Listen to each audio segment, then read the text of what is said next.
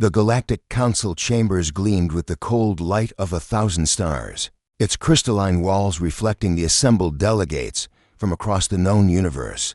For millennia, the Council had maintained peace, prosperity, and order among the spacefaring civilizations. They had long forgotten the small blue world they had obliterated, dismissing it as a necessary sacrifice for galactic stability. Flora stood at the viewport of the Vindication, her fingers pressed against the transparent aluminum as she gazed at the Council's seat of power.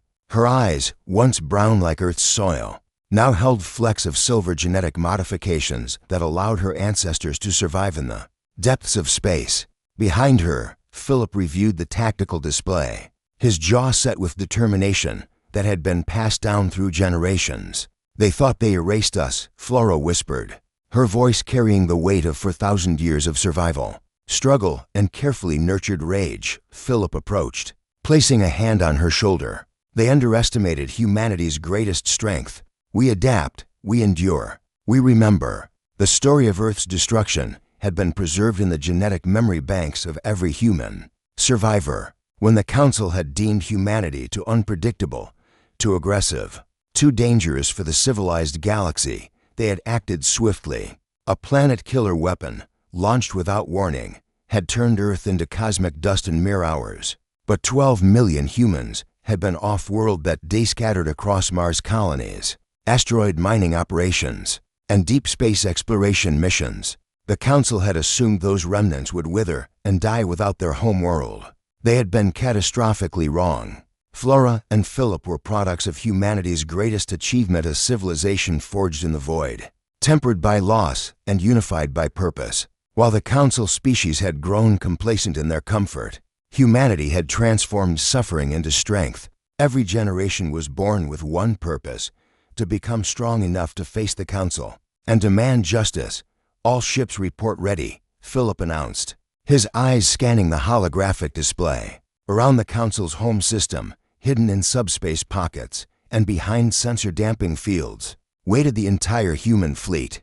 10,000 vessels, each one a masterpiece of engineering that blended technology stolen, traded, and invented over for millennia. The Council had given humanity an unexpected gift with their cruelty, freedom from moral constraints. Humans had learned from every species they encountered, taking the best technologies and improving upon them with characteristic human ingenuity. The Zynthian shield harmonics, the Corthan quantum drives, the Vrelian neural networks, all had been dissected, understood, and enhanced beyond their original creators' capabilities. "Open a channel," Flora commanded. "All frequencies. I want every species in this sector to hear what comes next." The communications officer nodded, and Flora felt the weight of her entire species resting on her shoulders. She had been chosen not just for her tactical brilliance, but for her ability to speak the truth. With unflinching clarity, Galactic Council, her voice rang out across space, transmitted simultaneously in 347 languages. "This is Fleet Commander Flora of the Human Remnant. 4,000 years ago, you murdered our world. You killed 8 billion innocent souls because you feared what you did not understand. Today, humanity returns." In the Council chambers, panic erupted. Species that had never known fear suddenly felt its icy grip. Their sensors showed impossible readings, human vessels appearing from nowhere, surrounding their most protected system. Philip watched the tactical display with satisfaction. "They're scrambling their defense fleet. Just as predicted. Let them," Flora replied coldly. "They need to understand what they created when they tried to destroy us." The Council's defense fleet emerged from their orbital stations, 5,000 warships, each one theoretically superior to anything in known space. The Council had designed them to be unbeatable. They had never faced humanity's desperation-forged innovation. "Execute Protocol Lazarus," Flora ordered. What followed would be analyzed by military historians for centuries. The human fleet didn't charge in with guns blazing. Instead, they demonstrated something far more terrifying: absolute technological superiority. Council weapons fired and struck nothing but holographic projections. Council shields, thought to be impenetrable, collapsed as human ships broadcast harmonic frequencies that unmade the very physics the shields relied upon. Philip coordinated the assault with mathematical precision. each ship moving in perfect synchronization. Not a single human vessel was damaged. Not one council ship remained operational within 20 minutes.